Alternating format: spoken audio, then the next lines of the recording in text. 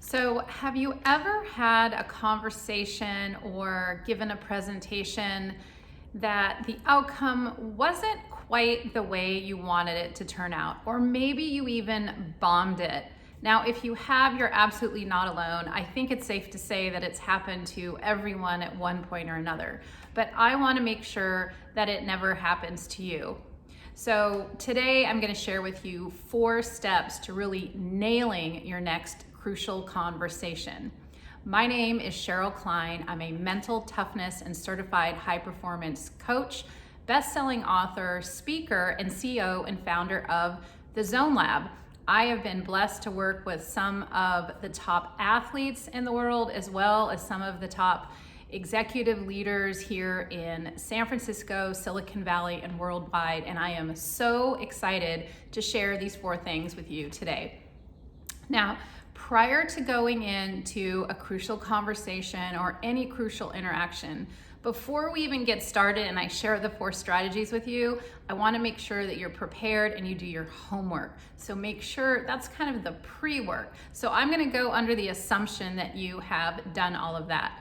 So once that is out of the way, you first want to make sure that you are in a quiet space that is totally undisturbed if possible, and go to great lengths to get it. You might have to go in a closet, you might have to go in the bathroom, I don't know where you need to go, but do what you need to do to have some privacy where it's quiet. And you're going to do 5 to 10 what I call belly box breaths, or B3 breaths. Now what these are belly breaths. So when you inhale, you're gonna actually inhale into your stomach. Very deep breath. You do not want to breathe into your chest because that's what people do when they're very anxious. And we're trying to do a breath that's gonna calm you down. So you wanna take a deep breath, very deep breath into your stomach. And what makes it a box breath is that it's going to be in for a count of 5, and then you're gonna hold it for a count of 5, you're gonna exhale for a count of 5, and then that's gonna be it. That's going to be your box breath. And you want to make sure that you do that a minimum of 5 times. Now there's one catch. You might have heard about doing this before, but there's one catch. You want to make sure that your body stance is very open, and I'll explain why. Because if you look at from an evolutionary standpoint, if you look out into the wild, let's say for gorillas, for example, when they are owning their territory, they are very tall, they are very big, and it's really putting a stake in the ground. It gives them a lot of confidence to protect their family there, but also to protect their territory. It gives them confidence. When we are very closed up, it tends to make us less confident. And if it doesn't actually make us less confident, others will perceive us as less confident. So you want to make sure that when you're doing these belly box breaths or these B3 breaths, that your stance is very open. If possible, it's great to stand up and make sure that you're at least shoulder width apart, if not more, and make sure that your arms are open and out to the side. So that's the first thing, your belly box breaths. And then you're going to do something, and this is out of my course, out of the emotional agility section of the Limitless Leader course, and it's called the ADD Emotional Agility Blueprint. I'm going to share the 3 steps, excuse me, that's in a workbook. So the first step is to raise your level of awareness. So ADD is an acronym. A is aware, or increase your awareness. So if you're going into a crucial conversation, you want to check in with yourself and think, how do I feel about that? And just really look it in the face and be at peace with it for a moment. So you have to, before you can do something with those emotions, you have to be aware about them first.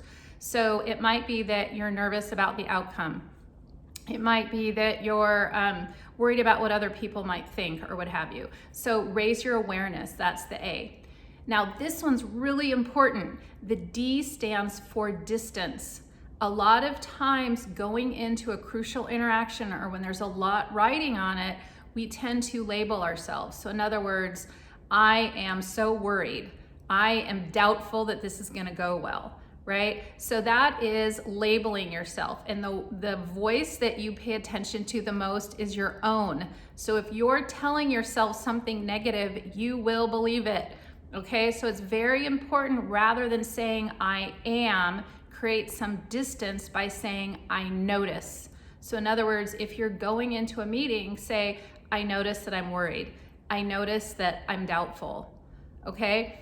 And then finally, the D after distance is decide, because what tends to create a lot of anxiety in us is when we don't have control. And a lot of times going into a crucial conversation or any type of high-level interaction, we don't have control over the other person. And if we think about what might happen, then it tends to raise a lot of anxiety in us. And what happens there is that we just get distracted and we're unable to perform our best and get into our zone.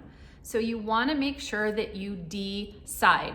And decide actually means death of. So it means death of any other option. You get to decide what the outcome is for you. And what you do here is think of one or two of the most important things that you need to focus on in that crucial conversation or crucial interaction. So that might be slow my speaking and smile. It might be focus on the facts, eye contact. Are you following me here? We are really sticking to the process that we have control over and relinquishing the outcome. Now, those are the 4 things, just to recap. 1 is taking at least 5 deep belly box breaths, or those are B3 breaths. The second is to follow the ADD, Emotional Agility Blueprint, and that is raise awareness, distance yourself by thinking I notice rather than I am, and then finally deciding on the 1 or 2 things that you have total control over that are most important to your best outcome. Now, if you want some extra credit, once you're done with that, you can visualize and think about in as much detail as possible how you would like the interaction to turn out. Now, visualization is a conversation for another day, but it's so important that I just wanted to introduce it a little bit here. So once you can do that, when you're done with these 4 steps and really think through how you want something to turn out, then you can go back to step 4 and then think about, again, the 2 most important things that are under your control that you need to execute to have your best outcome possible. So I hope you found that useful. I'm also going to include a worksheet in here for you to make it a little more easier. And also, I'm cheering you on always. And here's to you being amazing, and good luck on that next crucial conversation.